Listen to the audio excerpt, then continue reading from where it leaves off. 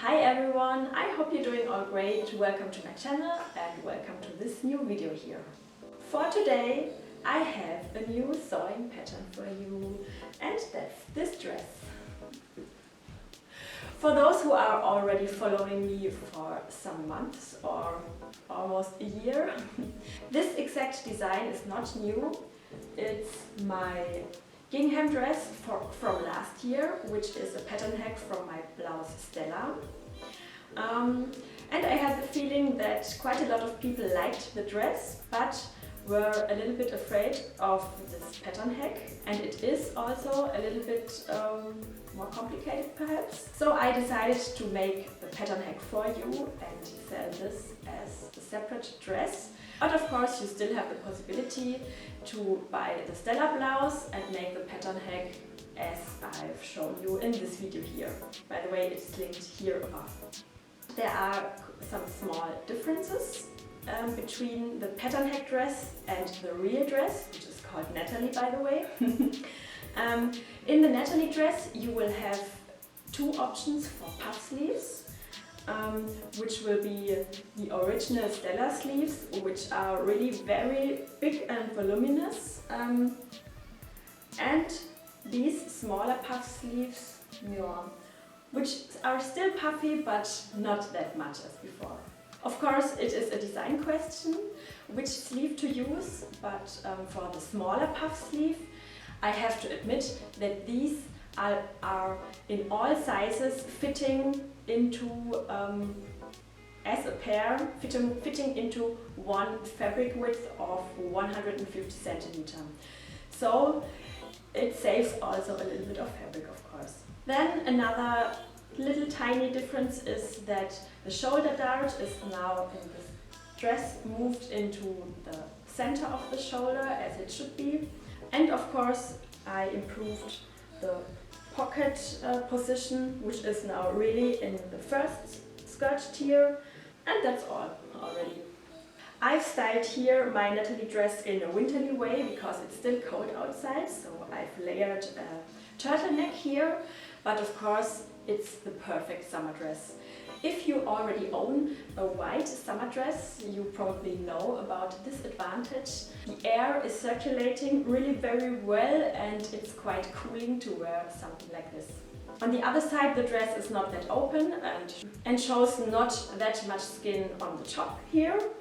And especially the neckline is constructed so that you can wear just a normal bra underneath.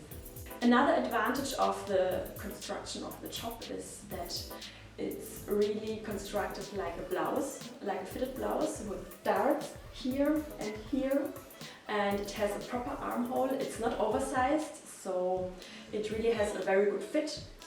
That's especially important also for bigger sizes. The waist darts I've not sewn in any of my sewing samples, but if you like to have an even more fitted top like this, of course you can also sew in the waist darts, which are still shown in the pattern of Natalie. Then of course you can play with the fabric which you will use. Here, for example, I've used a soft viscose fabric, which is quite flowing and also falling downwards, or which is not that voluminous. But if you use, for example, African wax print, which is a bit stiffer and has more body, the whole dress looks really completely different. This is an example for that. So as always, the Natalie dress is available in all my shops. The links are below this video here. Grab yourself one, print it out, prepare it, and let's start with this lovely sewing project with this super cool summer dress. Have fun, enjoy this video, and let's start. So at first I'm preparing the pattern.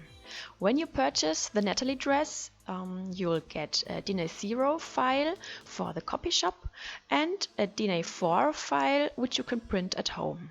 But this file fits also on US letter size paper. The most important thing here is that you print it in real size and not scale to fit to media.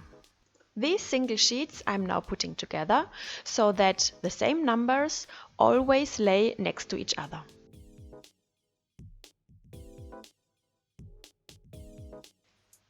Then I'm assembling the sheets by cutting and gluing them together along the dashed lines. So this is the ready pattern now. As you can see, it has several parts. Pages 1 to 17 are the size chart at the top and, very important, the control squares, and the top pattern parts with the facings also, and the smaller sleeve option and the pocket bag. Between this part and the next one I've placed numbers, but you don't have to glue together these parts. On the next pages, until page 46, there are all the skirt parts. If you don't like the pattern assembling at all and you prefer drafting the skirt parts on your own, this is possible, as the skirt consists of simple rectangles, and in the sewing instruction you'll find a chart with all the detailed measurements. The last pages are the bigger sleeve option, so if you chose the other option above, you don't have to print those pages. Now you should choose your size according to your chest measurement and cut it out. But before the next step, cutting the fabric, we should make a quick check. Please hold the front top pattern piece like it will be later, here on your shoulder with the shoulder seam, and check the position of this dividing seam here. In case you have a long torso or you are much taller than average, you could add here along this line a few centimeters. Or of course reduce length if you are shorter. Then to check the skirt length, I'm putting here on the seam position a pin in my t-shirt. And then starting at this pin, I'm measuring downwards the skirt length, which is always 58 centimeters. And now, of course, it's a question of your taste, your design idea of the dress, or your body height if you want to change the height or the measurements of the skirt tiers. As already mentioned, they are simple rectangles, so it's quite easy to change them. For my sewing sample here, I've got a really special fabric here, which requires a lot of print placement.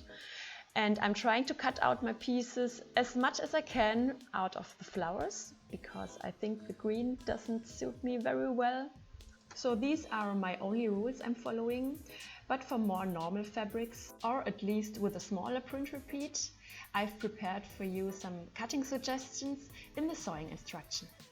There you will also notice how it is also marked in the sewing pattern that for some sizes and for some fabric widths you have to make the center front or back with a seam instead of a fold, because the pattern pieces would not match into one fabric width.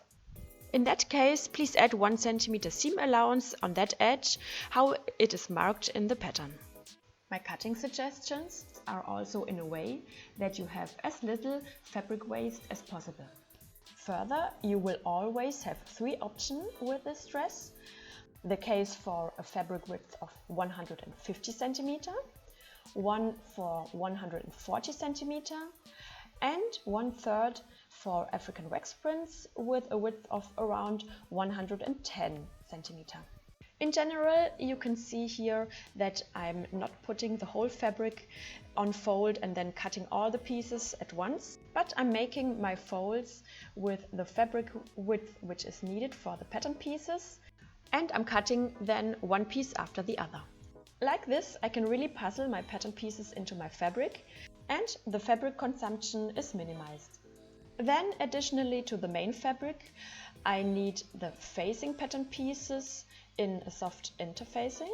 I'm using here the white H180 from Belegen. There is also the possibility to work without facings, but with an inside bias tape. This workmanship I will show you later when we do the neckline workmanship. So in that case, instead of facings, you should prepare a bias tape in the length of the neckline.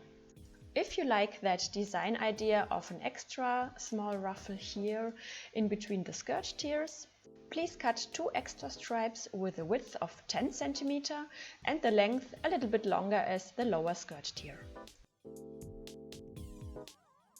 This tiny little chapter is about fixing the interfacings on the neckline facings. And of course I have to pay attention that the gluing side of the interfacing is pointing towards the wrong fabric side of the facing. I'm putting here an old kitten towel on it and ironing the interfacing on. I'm ironing with medium heat, without steam and a little bit of pressure, and I'm trying to stay about 8 seconds on each area. As a next step, I'm making all the darts. For the darts you need these notches at the outline of the pattern and one within the pattern which marks the end of the dart. To transfer this notch onto the wrong fabric side, I've made small holes into my paper pattern through which I can draw now the notches. By the way, the back shoulder and chest darts are mandatory, but the waist darts you can leave out, as I'm doing here for this sewing sample. Here follows the marking of the chest dart. To sew the darts, we need now to fold our pattern pieces so that the notches on the outline are aligning here and the wrong fabric side is on the outside now. The notch within the pattern piece should be now exactly on that folding line which is created. In that folded state, I'm now pinning the area of the darts.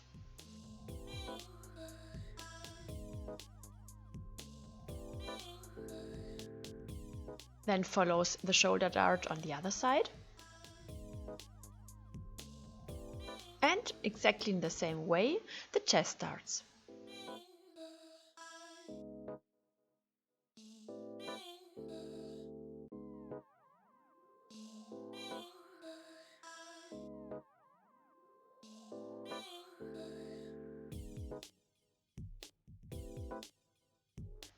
When I'm sewing now the darts, I'm always starting at the outer edge of the pattern pieces, at the notches.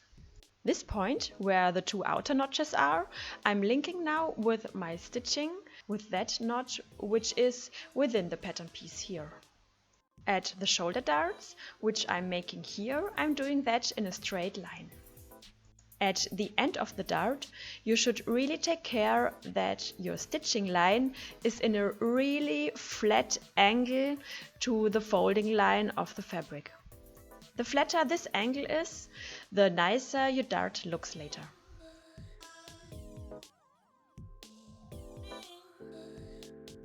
This is how my dart looks like now. Then I have to make the other shoulder dart, of course. And after that, the chest darts follow. This sewing tip now depends of course on your sewing skills, but if you can do it, you can sew now instead of a straight line, like before at the shoulders, a slight S-curve here at the chest. With that S-curve, the dart area will have a better fit than if you sew with a straight line only. So this is something nice to have and not a must here, perhaps rather something for the advanced sewers here among us.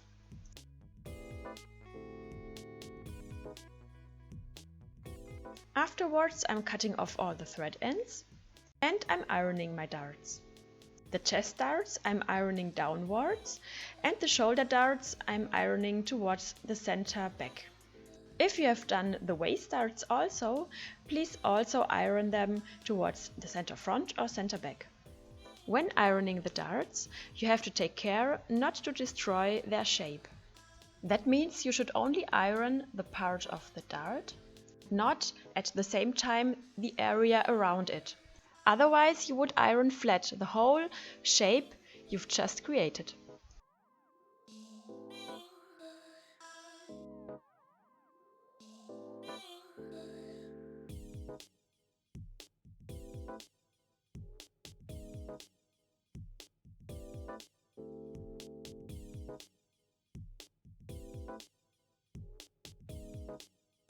So just as a quick overview now, here are our pattern pieces, the front parts with top, neckline facing and skirt parts. Then for the back we have the same with top, neckline facing and skirt part. And then there are the pocket bags and the sleeves. In this chapter we will do now the gatherings and close these seams here between the top and skirt parts and the skirt tiers.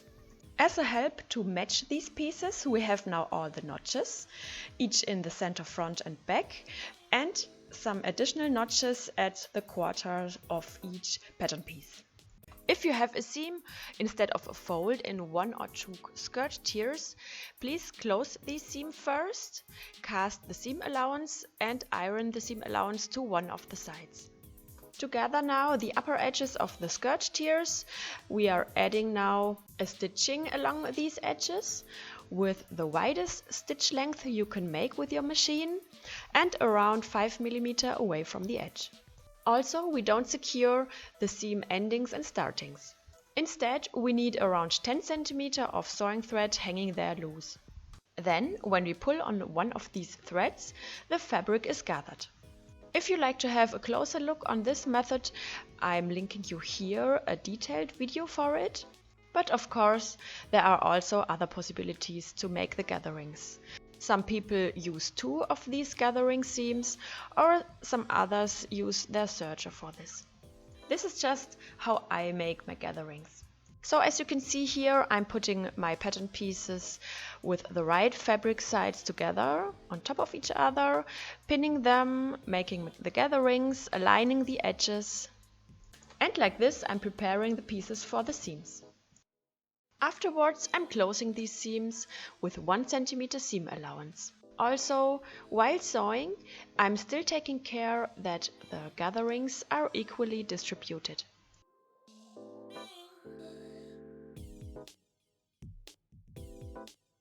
After closing the seams, I'm pulling out the gathering stitchings.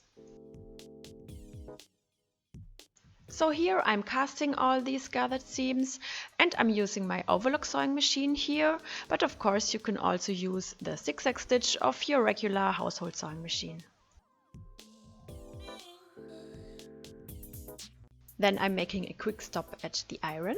I'm ironing now all the gathered seams with the seam allowance pointing upwards, but pointing downwards is of course also possible. As you can see, I'm trying not to iron flat my gatherings and I'm leading the tip of my iron just up to the seam.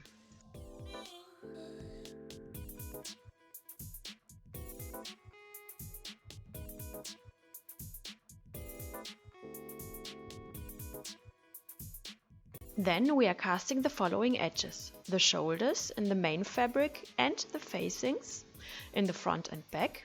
And additionally on both facings the lower edges in one piece with the shoulders.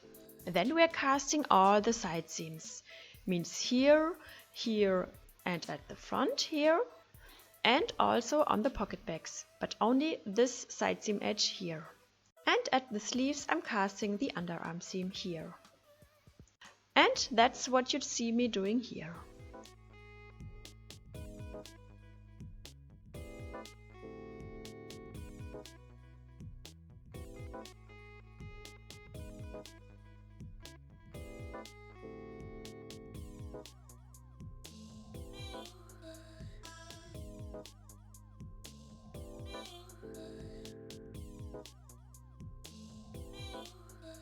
Now we're making the side seams, and for that we are at first pinning the pocket bags to the side seams, and here the notches on the pocket bags and the side seams should align. So that means I'm fixing all the 4 pocket bags on the 4 side seams with their right fabric sides together.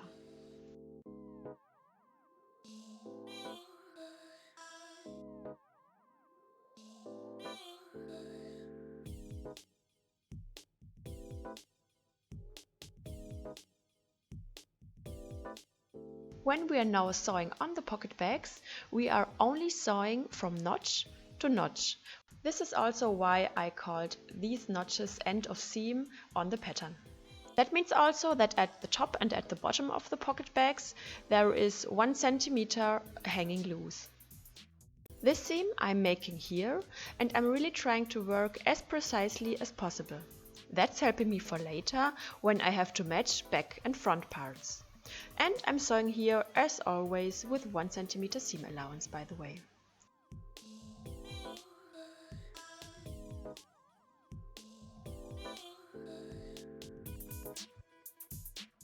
Then I'm just quickly cutting off all the thread ends. And then I'm ironing apart the seam allowances at the pockets. Then I'm folding the pocket bags to the inside of the dress, and again I'm ironing this edge here, and the seam line here should be slightly to the inside of the dress here.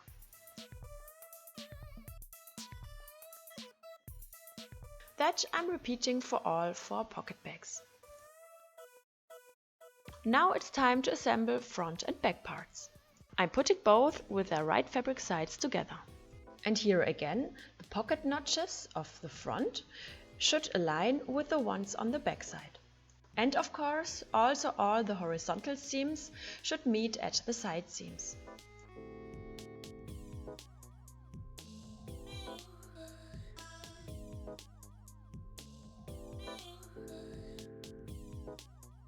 The side seam will now be made in 2 parts, one below the pocket bags and one above the pocket bags. And each seam part I'm starting at the pocket notches. When I'm doing this, I'm trying to pull away the pocket bags a little bit so that they won't be sewn in here. So here I'm sewing now one part of the side seam. As I've said, I'm beginning at the pocket notches and I'm sewing with 1 cm seam allowance.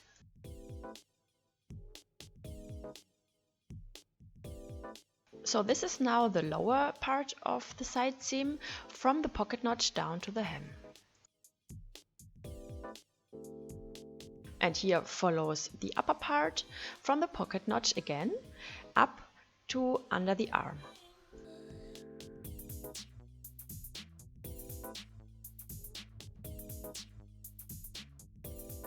Then again, I'm just quickly cutting off the thread ends.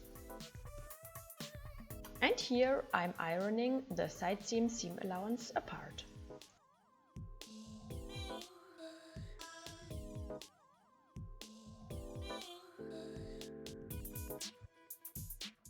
Afterwards, it's time to make the pockets. So here I'm pinning both layers together. To close the pocket bag, we will sew now around this edge here with 1 cm seam allowance. At the side seam, I'll keep that 1 cm fold of the seam allowance as I make the seam. So this is what I'm sewing here.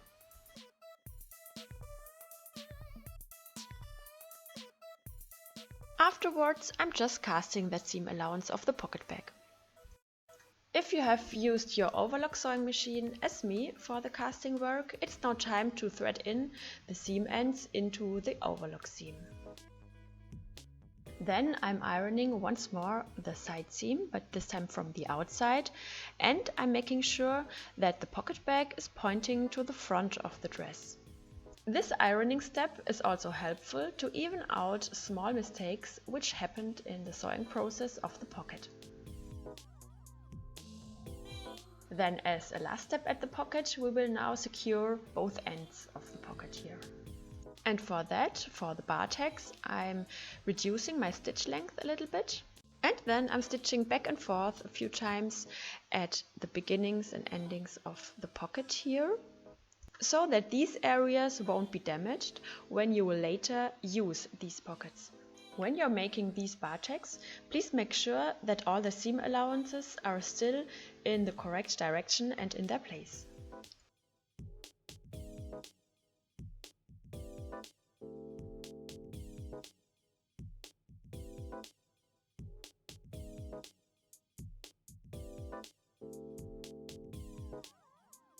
Of course, all these steps have to be repeated for the other side, the second pocket and the second side seam. Here I'm just again cutting off all the thread ends. To finish the neckline, of course, we have to close first the shoulder seams. So here I'm pinning the shoulders, of course with the right fabric sides together.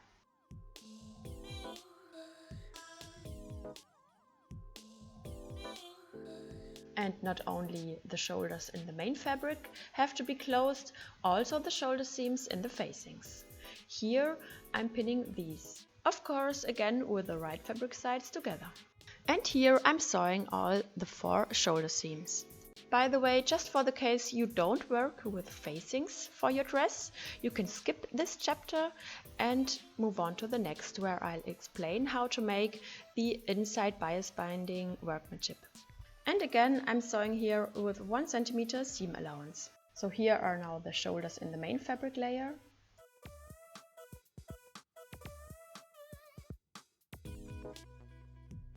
After the sewing, I'm now ironing apart all the seam allowances of the shoulders.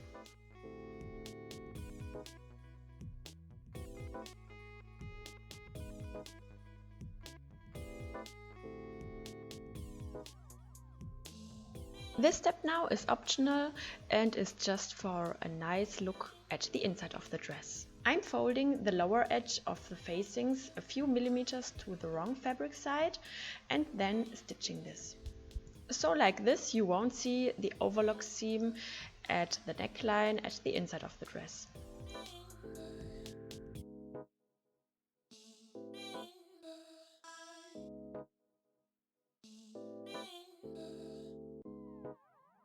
Then, when the facings are ready, I'm pinning now them to the dress.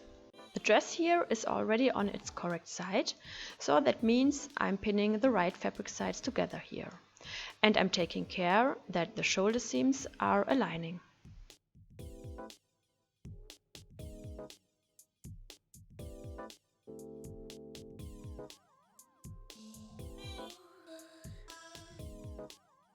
As a help now to sew perfect corners at the square neck, you can now draw on the seam lines. That means you are measuring 1 cm within the pattern piece and then drawing a short line to get this corner here.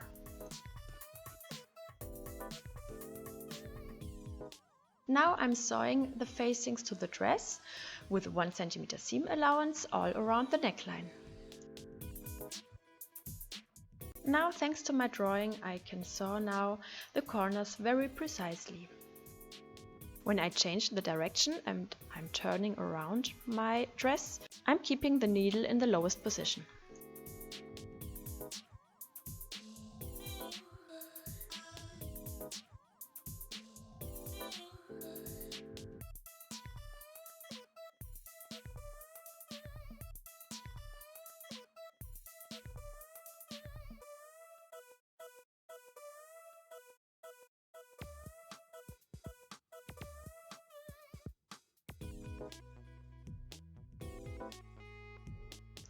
Afterwards, I'm trimming the seam allowance at the neckline to 5 mm only.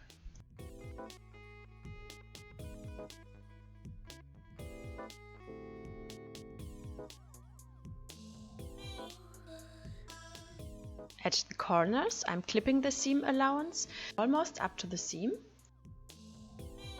And the same I'm doing here at the back neckline along this rounding here at the sides. Just a few times. Afterwards, we will stitch down the seam allowance of the neckline on the facing. So I'm pushing the seam allowance towards the facing side and then I'm stitching on the facing just tightly along the seam line. And like that, I'm stitching all around the neckline.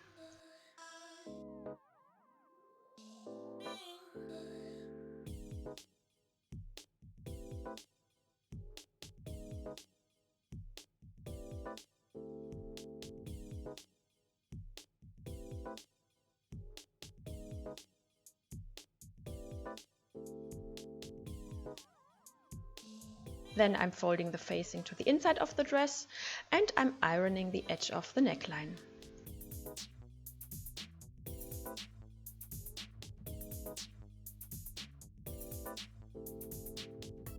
Now there are 2 things left to do at the neckline. At first, if you like to, you can stitch all along it from the right fabric side, and we have to place small bar tacks here at the shoulders to hold the facings in their place. So here I'm pinning the facings to the main fabric so that the shoulder seams of both align. Then we can place the bar tacks here right in the shoulder seam of the main fabric layer.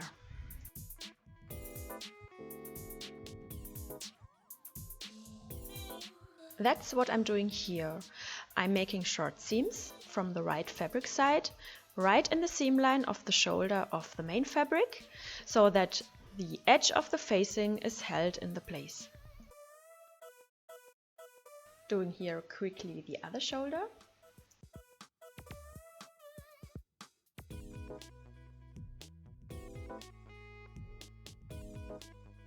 And then I'm stitching here along the neckline. But this is optional. If you prefer to keep your dress in a clean design without any stitching, you can skip this step. Also, the distance to the edge here is totally up to your taste.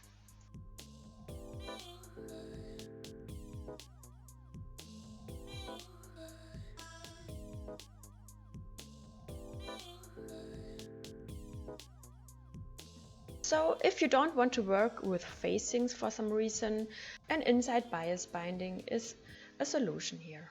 The bias tape for this workmanship should be at least 3.5 centimeters wide. At first I am pinning the bias tape to my neckline, beginning from somewhere in the center back to the first corner of the neckline. The right fabric sides are as always together here.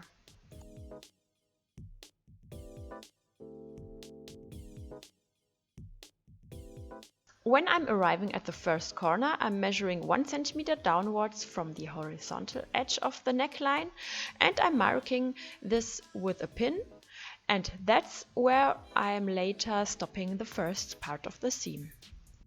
Now I'm making the first part of the attachment seam of the bias binding. I start at the back side and I let hang loose a few centimeters of the bias binding. Then I'm sewing with 1 centimeter seam allowance along the neckline until I'm reaching the first corner. Here I'm only sewing up to the pin with which I've marked my seam end before.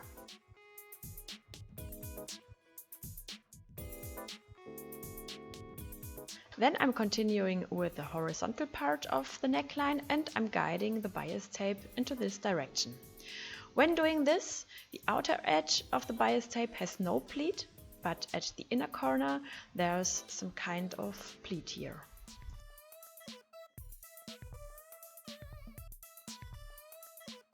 Then, when I've reached the second corner of the neckline, I'm again measuring 1 centimeter behind the vertical edge now, and I'm marking this with a pin, and this again will be my end of seam. So that second part of the seam goes from the end of the first seam, leaving the pleat out until the pin at the second corner. This second part of the seam, now I'm trying to start as exactly as I can at the end of the previous seam.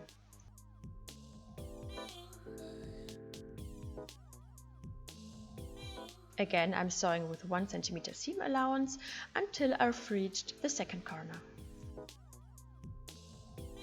Here again, I'm ending the seam part. On the second corner, I'm repeating these steps. So I'm putting there the bias tape in a little pleat, while the outer edge of the bias tape is without pleat, and I'm continuing to fix the bias tape with pins along the neckline.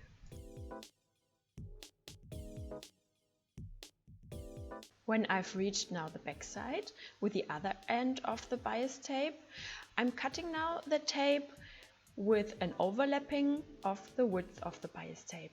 There you can use the bias tape itself to measure this, like I've did it here. Then I'm putting both ends of the bias tape together, but in a 90 degrees angle with their right fabric sides. Then I'll join both ends with a diagonal seam here. That's what I'm sewing here.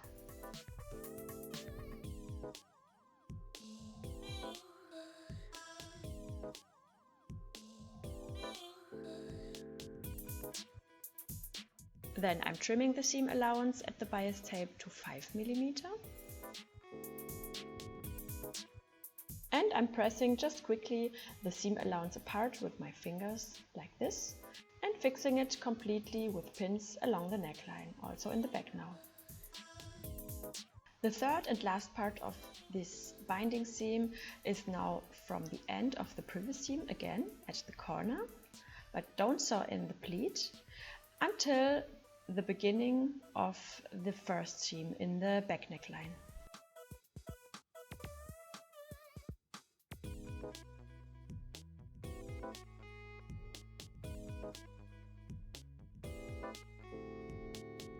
Then I'm trimming here also the seam allowance down to 5 mm.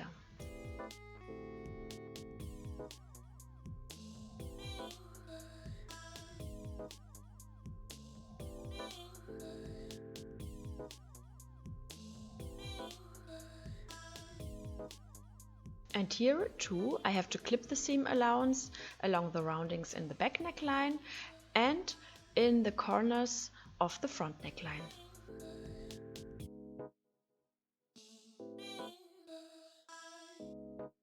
Then I'm stitching down the seam allowance of the neckline on the bias tape. That means here I'm stitching tightly along the seam line through the layers of the seam allowance and the layer of the bias tape.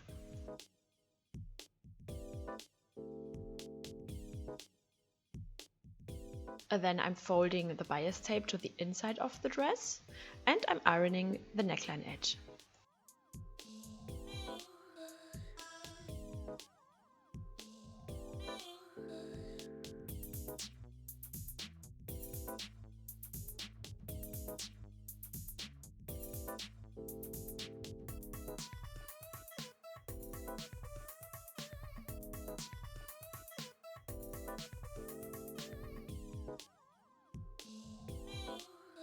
Then I'm cutting the bias tape. It should have here a width of 1.5 cm from the seam line. If it was wider, it would be a little bit more difficult to put around the corners and roundings.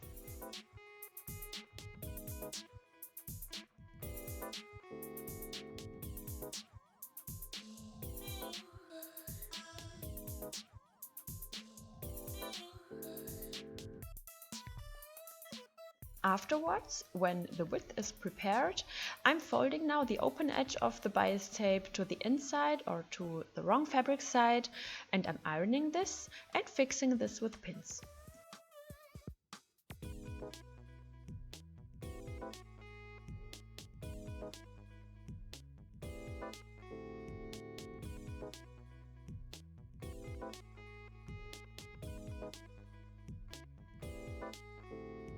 At the corners, I'm folding one side after the other to create a nice neat corner.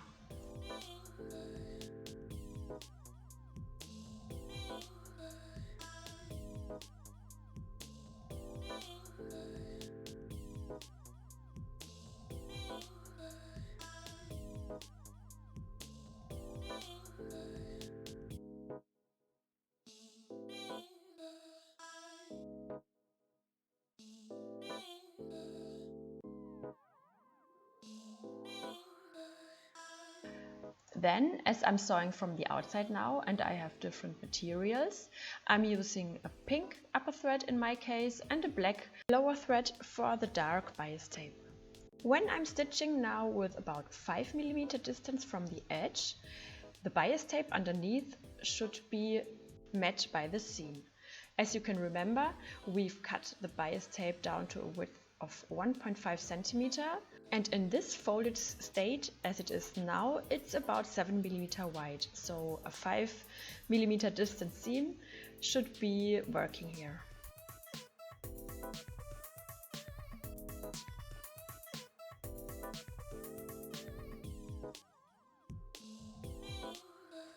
So here are my sleeves. The underarm seams are already casted, and now we will prepare the hem, as now the access is very easy. I'm ironing now the hem edge, first 1 cm, then 2 cm towards the wrong fabric side. And that's just easier when the sleeve is still flat.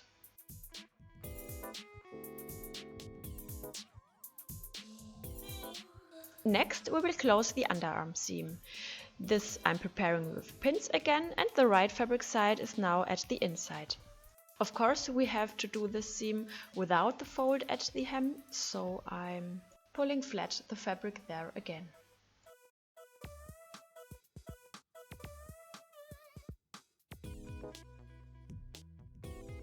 Then I'm closing this seam with 1 cm seam allowance as always.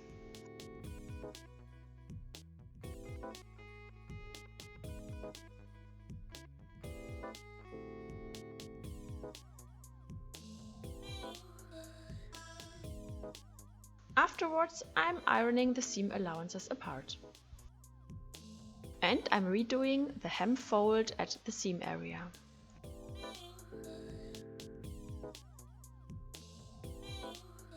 I'm quickly fixing the hem with pins. When I'm sewing the hems in the next step, I'm leaving one small space open here under the arm, where I'll insert the elastic tape later into the tunnel of the hem.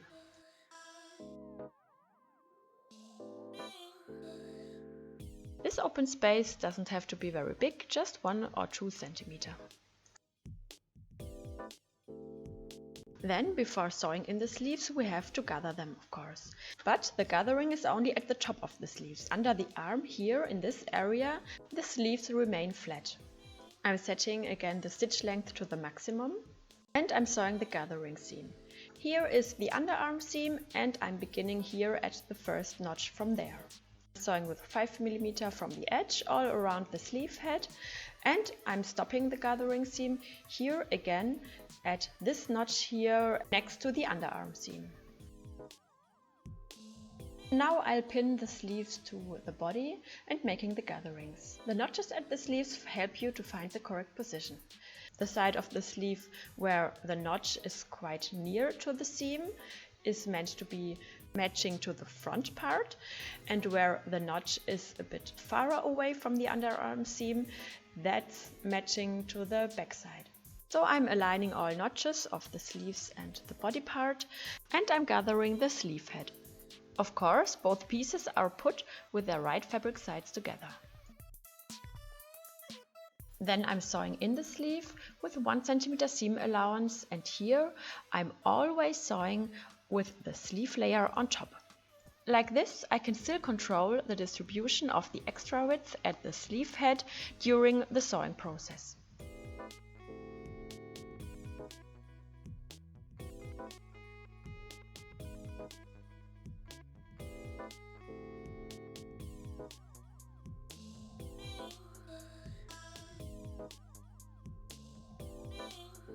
Then I'm pulling out the gathering thread, and I'm controlling if any mistakes happened, which should be corrected. Then I'm casting both armhole seam allowances.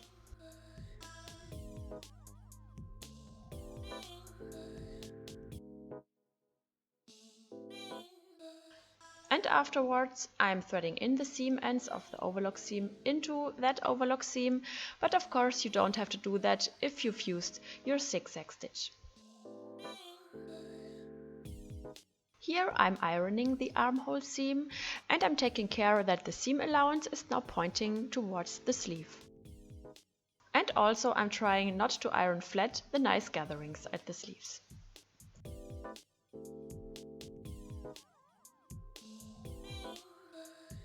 To finish the sleeves, I'm now inserting with a safety pin my small elastic tape. The length of the elastic tape you have to measure on your body. Please make sure it won't be too tight, otherwise it will bother you when wearing the dress.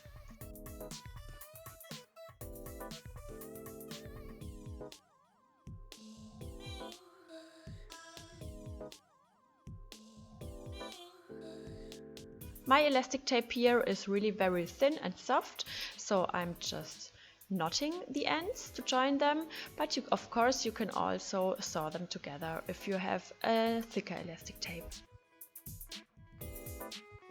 To prepare the hem, I'm at first ironing and pinning it. The hem allowance is 1 + 4 cm. That means I'm folding and ironing the hemline at first 1 cm, then 4 cm towards the wrong fabric side. Before making the hem, of course, you can also put on the dress first to try out the length, and for smaller skirt length changings, you could now use a smaller or also a wider hem allowance. Like this, you can still vary the skirt length for a few centimeters at the end of the sewing process of this dress.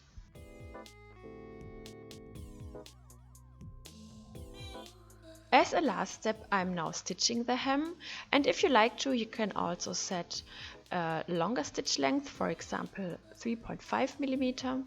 And normally at fashion school we were taught to stitch hems from the outside, but here I'm stitching it from the inside today.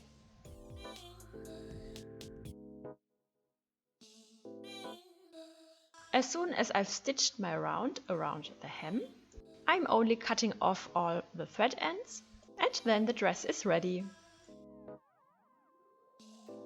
So that's it. Finally, our dress Natalie is ready.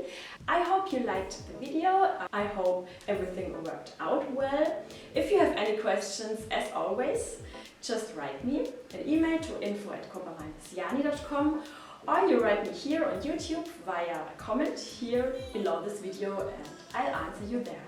And of course, don't forget to subscribe to my YouTube channel here, leave me a thumbs up here. And I hope to see you very soon again to my next sewing video here on YouTube. Take care until then. Bye!